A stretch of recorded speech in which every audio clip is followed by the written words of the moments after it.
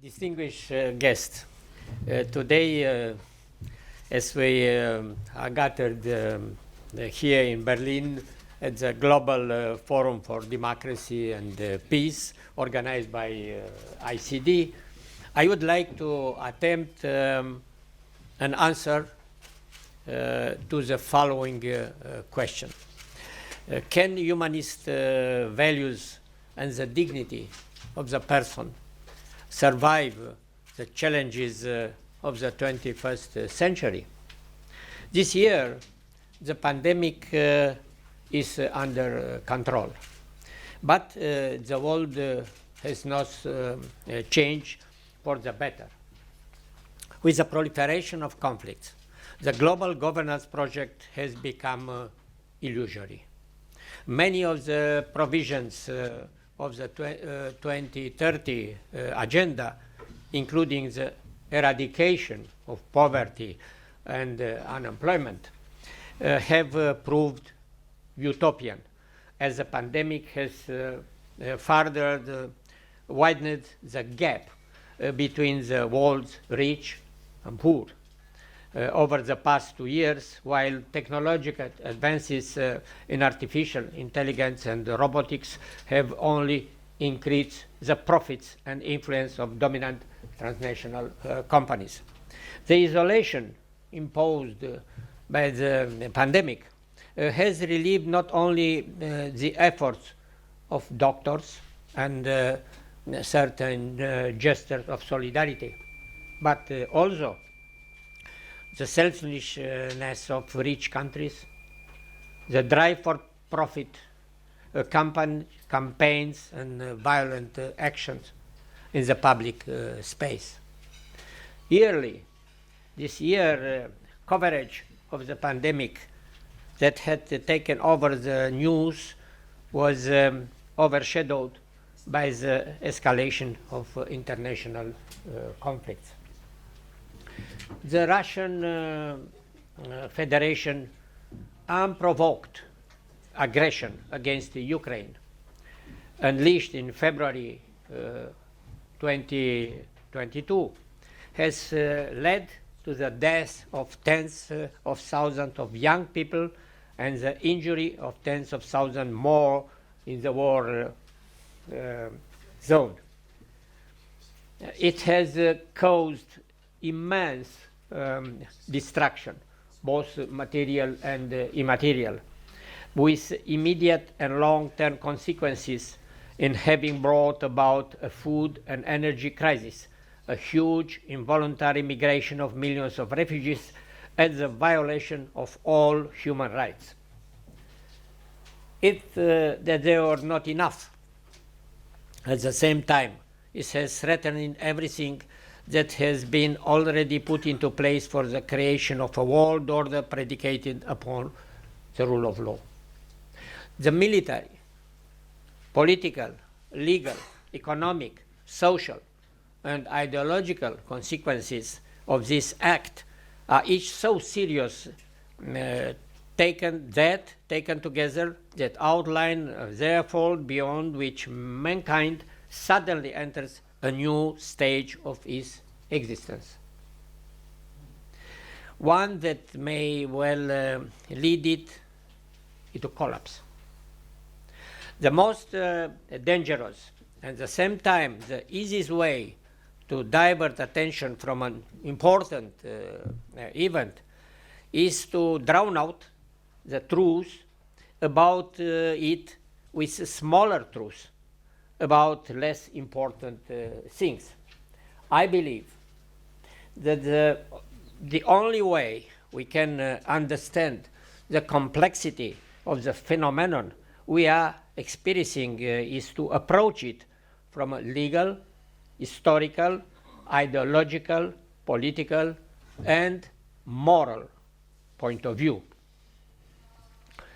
Beyond the war crimes and the crimes against humanity, Russia's aggression must be examined in terms of state obligations to respect international treaties. By invading Ukraine, Russia has violated all provisions in enshrining respect for sovereignty. That is the right of each and every state to rightfully determine its own security options. And then it proceeded to also violate Ukraine's territorial integrity. The fact of this aggression is being carried out against a state that has renounced its nuclear arsenal by transferring it to Russia has had the effect of discouraging any state that intends to possess nuclear weapons forever renouncing them. At the same time, encouraging as many states as possible to arm themselves use nuclear weapons in order to counter potential attacks using conventional weaponry. The international debate on the long-term consequences of the war in Ukraine should focus on one key question: will the international order, based on respect for the treaties which first secured long-standing peace in Europe, be preserved?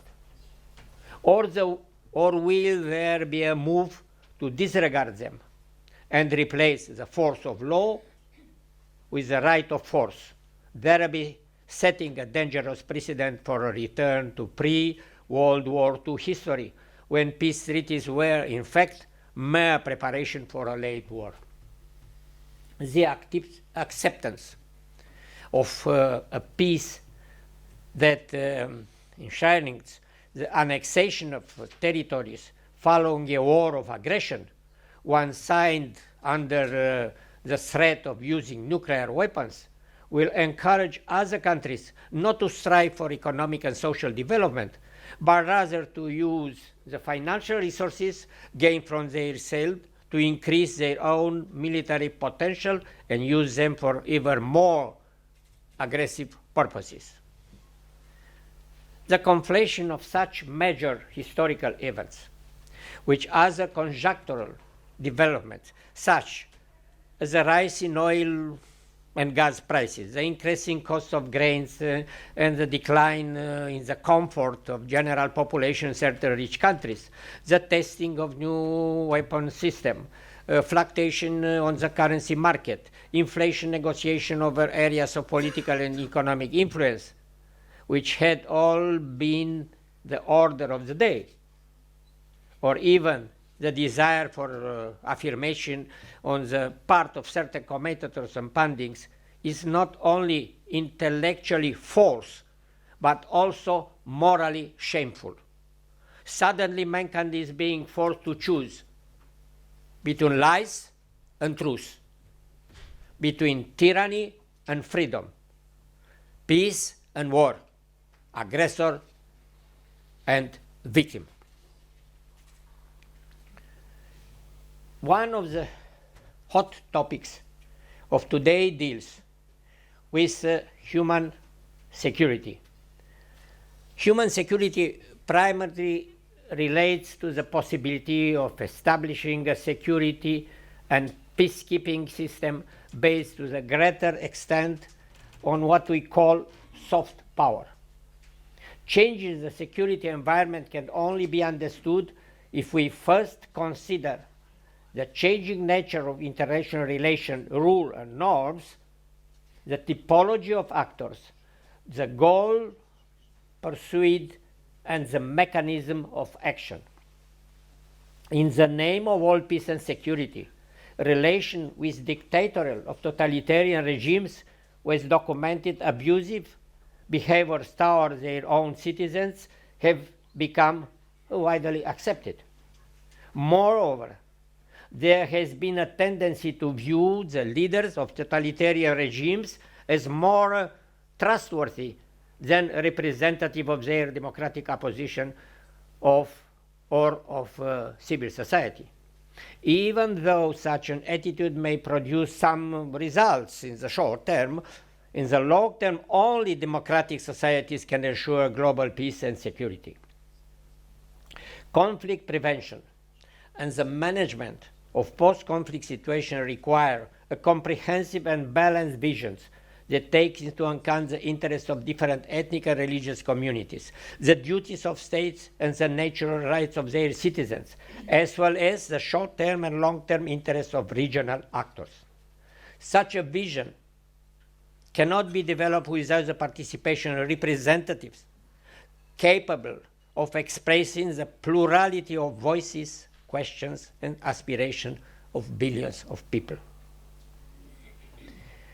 From ancient times to present day, international politics and diplomacy has been predicated on relation of power and force. The modern concept of soft power is far from functional, while cultural diplomacy is only in its infancy. I would like to make myself clear. I am in no way advocating for a replacement of classical diplomacy with cultural diplomacy.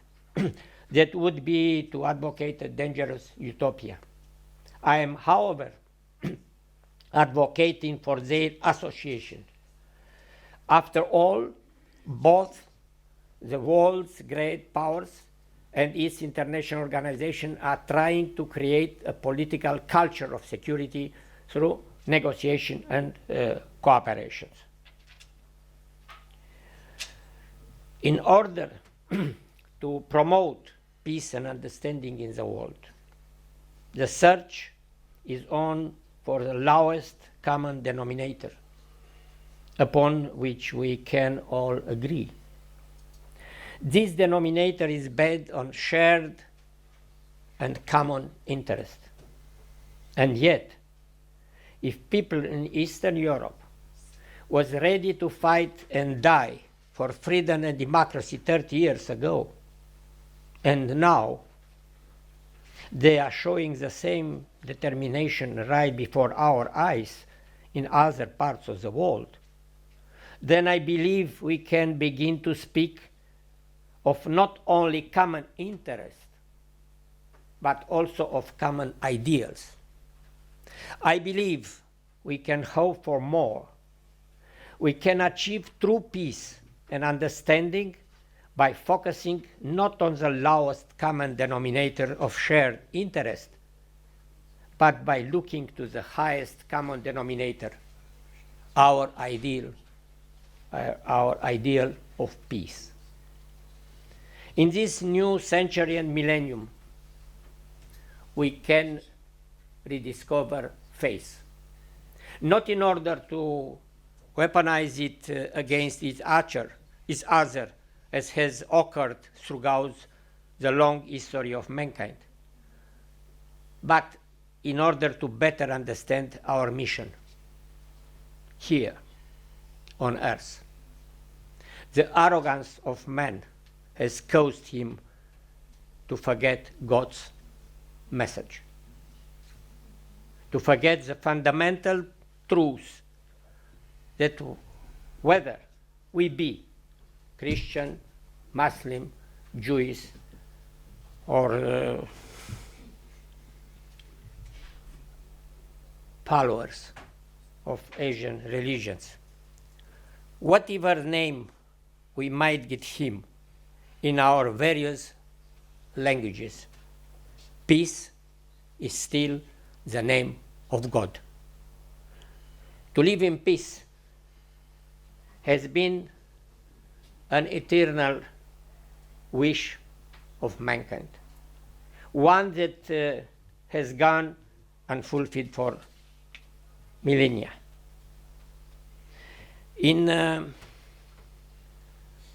2021 and 2022, I attended the Youth Global Summit organized by the International Human Rights Commission.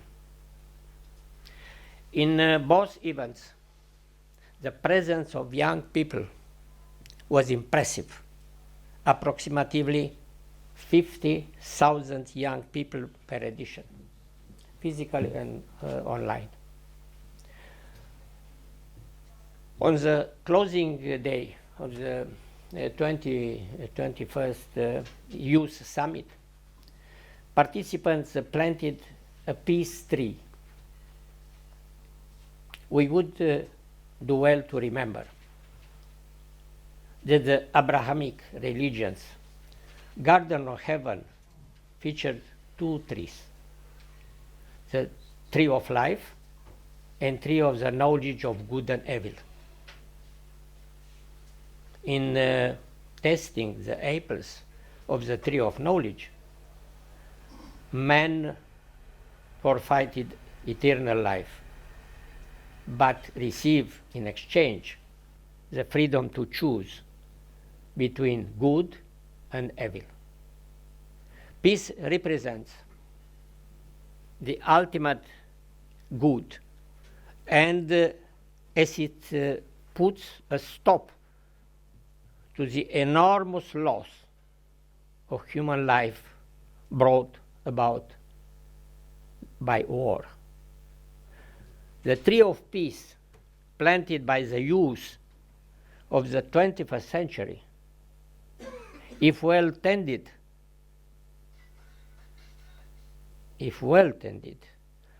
can well open a path to the tree of life, long lost through both our original sin and all the crimes against humanity that have been committed throughout history. The message that I'm presenting you today is a sort of a testament for today youth. I hope it is the beginning of a discussions. Maybe throughout this discussion, more and more people will learn the difference between good and evil. And those in decision-making positions will learn to choose the good and support those capable of protecting it in the face of evil, to transform the dream of universal peace in the reality of tomorrow society. Thank you.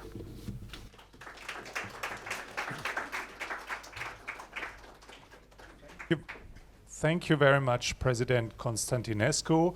We are a little late, but we still have a few minutes for Q&A. So thank you very much for that very straightforward message that you sent to the audience. Who feels like asking a question to the President?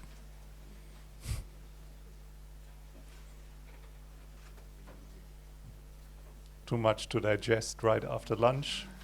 Or yes, please. Do we have a microphone? Yes, it's coming. Do you want to My name is Veroslava Homik, and I actually don't have a question. I just wanted to say thank you for such powerful speech, and more specifically for your words. And I quote, "Peace is still the name of God," and I really thank you for this.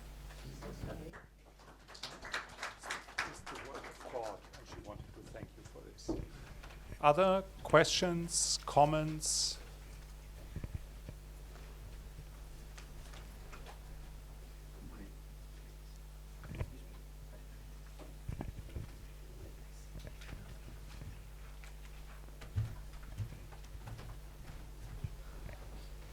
Yes, please, the gentleman in the back.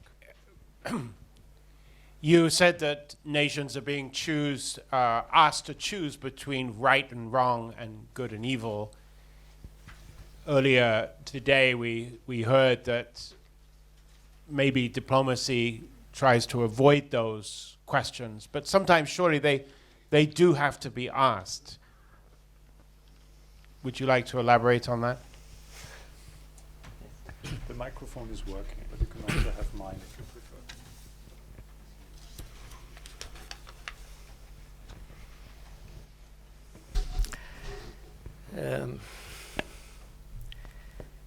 in my opinion, is four type of relation with history. First is theoretical approach of history. Second is the understanding of history as a lesson for the present.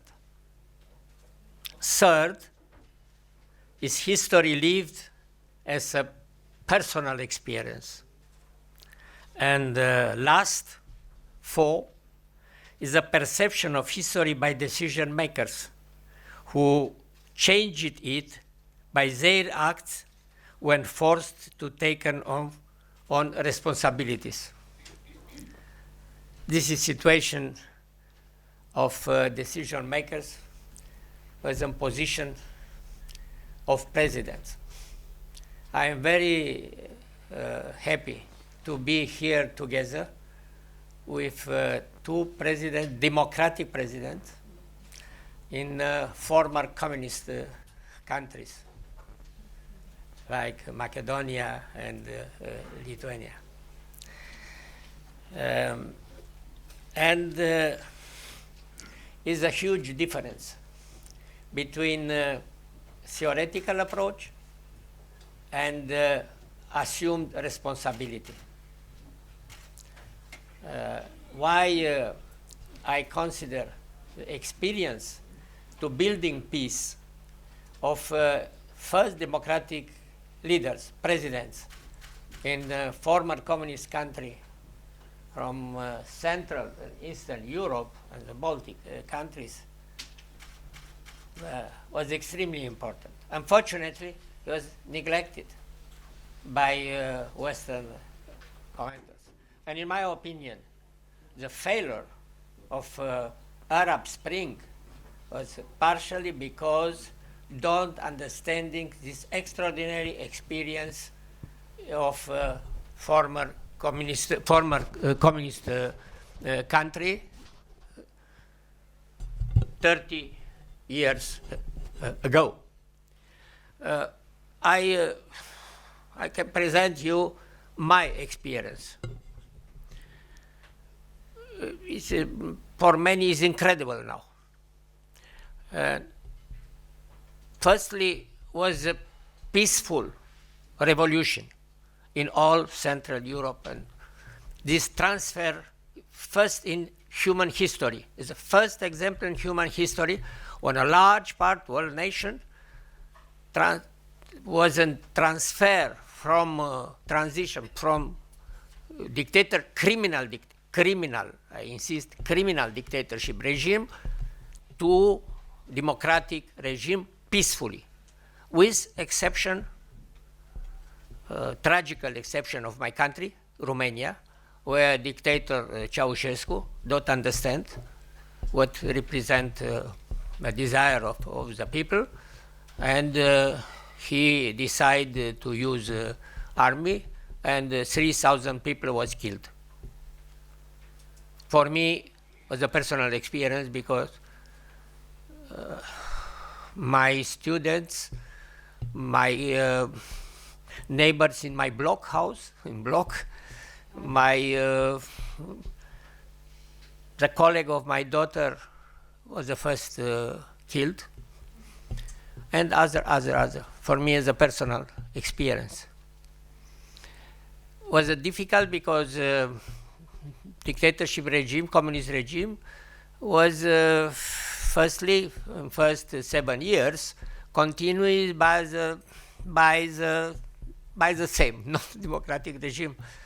When I organized personally in my quality for rector of Bucharest University, organized in the University Square, 64-day manifestation, was under repression, and other people was killed, injured.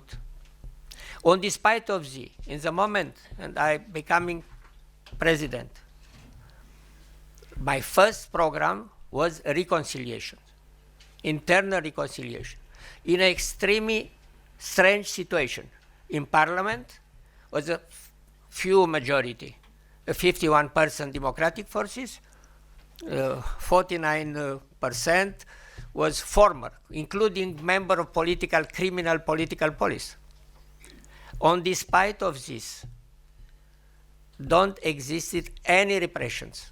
During my term, 4 years, my term in administration, don't exist 1% condemned, present, don't exist any action on secret services against, on also legal and law for understanding this. We realize incredible politic reconciliation and also ethnic and religious reconciliations. It's very low because in all history was a tension relation between Romanian and Hungarian people. Now in Romania was a minority, Hungarian minority. I decided to introduce in coalition of government party of Hungarian minority in position of minister. And this idea remained forever. After 25 years, is permanent president of Hungarian minority in government. This represents, for confidence is important, because that is in power. And religious. In Romania is also Orthodox, majority Orthodox country, but also you have Catholics, Protestant, and small Islamic and Jewish. In my day on investment was a participation all leader of religions, and don't exist until now. And this continue was assumed, and don't continue any situation when one religion is don't have on rights, all rights. This was internal, but it's the same important for what happened now in our region was foreign politics. Now I evoke again presence of President of Macedonia, because for Romania the first problem, difficult problem, was the relation with Hungary. After 6 centuries of bloody conflict, was continuous. This was a history. I proposed before my presidency, when I was rector, I proposed to President Gönc. He was elected president of Hungary because he was a president of writers associations. He was an intellectual, like all first democratic presidents. I proposed him cultural reconciliation. He said, Emil, what is this cultural reconciliation? I said, each nation assume his errors, including crime during the history, and assume a common project. Our common project was building democracy, building a new type by reform, a new economy, but European integration. And why was very difficult? Because the first events after the fall of communist dictatorship regime in all Central Europe and Southeastern Europe was in Romania.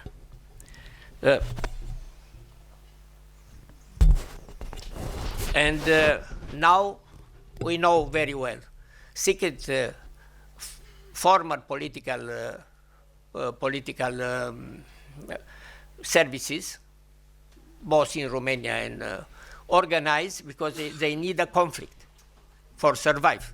And organized in the big town in the center of Romania, Târgu Mureș, organized a violent confrontation between Hungarian and in this town, 50% is Romanian, 50% is Hungarian. Organized a bloody conflict. Intellectuals intervened and immediately.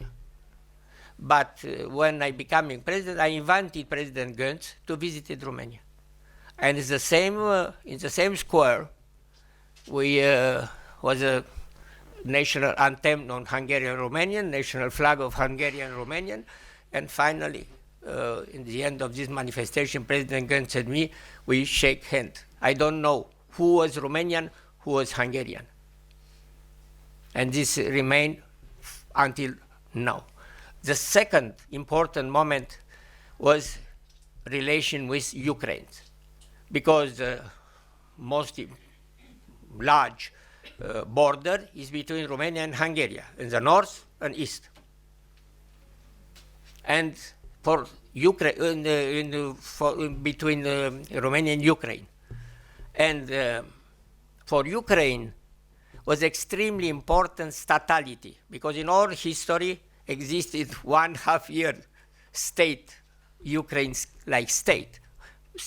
Problem of statality was extremely important for the Jews, for this young state named Ukraine.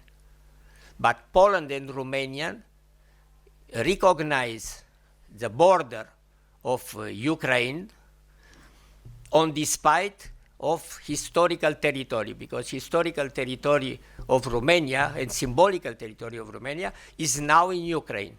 And for the Poland is the same. But for Poland and Romania was the more important peace and friendly relation and no war and conflict. This reality is facts, is not theory. The same was in our relation with the Balkan states. I evoke relation between our border, we have a border with Bulgaria. Between us was a problem of Dobroja, South Dobroja. South Dobroja was historical territory for Bulgaria and Romania. Before and after First World War and Second World War, a part of South was attributed of Bulgaria or Romania. And the first our attitude was a friendly, established forever, the friendly relation between Romania and Hungary. Until now, we form a team. And we not have had a friendly relation, that a relation of cooperation. And finally, we organized the triangle, Ukraine, Poland, Romania, Romania, Ukraine, Moldavia, Romania, Bulgaria, Turkey, Romania, Bulgaria, Greece. That function until us. Why I talked with you? Because it's important to recognize the facts. If it was possible 30 years ago, why is not possible in the future? Exactly in the same region like us. Thank you very much. I wish I could accept more questions, but I got from the organizers already a signal that the moderator's job is also to take care of the time. But we will continue with a similar perspective, because I noticed that the ICD managed to bring together a number of academics. We had Professor Diab giving a talk, and he also served as a prime minister. We have an intellectual and rector of the university. We will have an educated economist who taught political economy before she joined the political career. And we had a proper political science lecture this morning when we got an analysis of what the state of democracy in comparative international perspective is. So we will continue on a similar track, but now I want to ask you to join me for a round of applause for President Constantinescu.